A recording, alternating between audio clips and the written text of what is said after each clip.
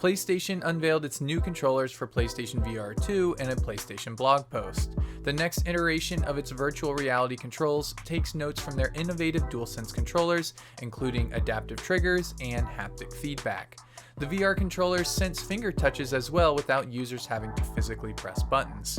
Even more tech bundled in the futuristic-looking handheld devices includes a tracking ring which coordinates its position with the new headset to accurately track hand movements.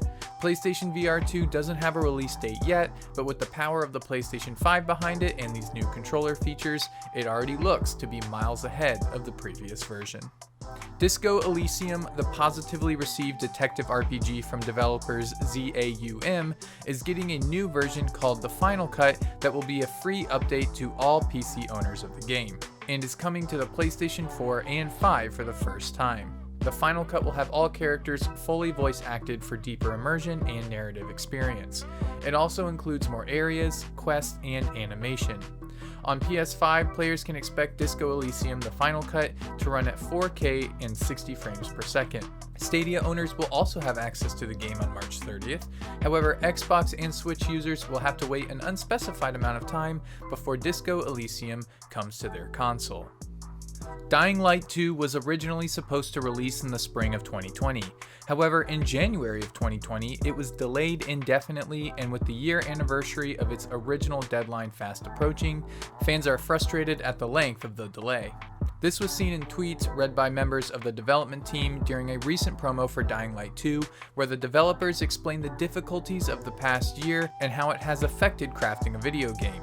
However, some gameplay was still played at the end of the production, giving fans the hope and knowledge that the game is indeed still in development. Also included in the tiny bit of gameplay at the end is the year 2021, which indicates that the release window is this year. Luminous Productions, a developer under Square Enix, has unveiled Project Athia as the title Forspoken. Project Athia was shown off a little bit during the PlayStation 5 event during June of 2020, but had not received an official name.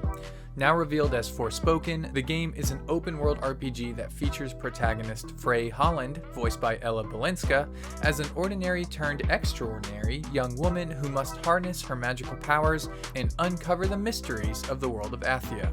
Forspoken is scheduled to release on both PC and PS5 in 2022.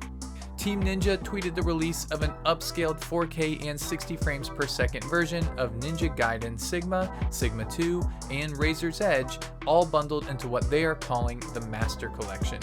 Ninja Gaiden Master Collection will include past modes and DLC costumes, although multiplayer features have been removed. The Master Collection will support 4K on the PS4 Pro, PS5, PC, and all new Xbox models down to the One X. It will be available on all other consoles minus the 4K resolution. Ninja Gaiden Master Collection is coming soon to all consoles and PC, June 10th of 2021. Resident Evil Welcome to Raccoon City is the confirmed name of the upcoming Resident Evil film, which will follow the characters of the first two Resident Evil games. Those characters being Jill Valentine, Claire and Chris Redfield, and Leon Kennedy. The actors come from a wide range of movies, including Hannah John Kamen from Ant-Man and the Wasp to Robbie Amell from The Flash. Johannes Roberts will be directing the film, which is scheduled to come to theaters September 3rd. Since March 18th, Xbox Game Pass subscribers on PC are now able to access EA Play's titles through Game Pass for no additional charge.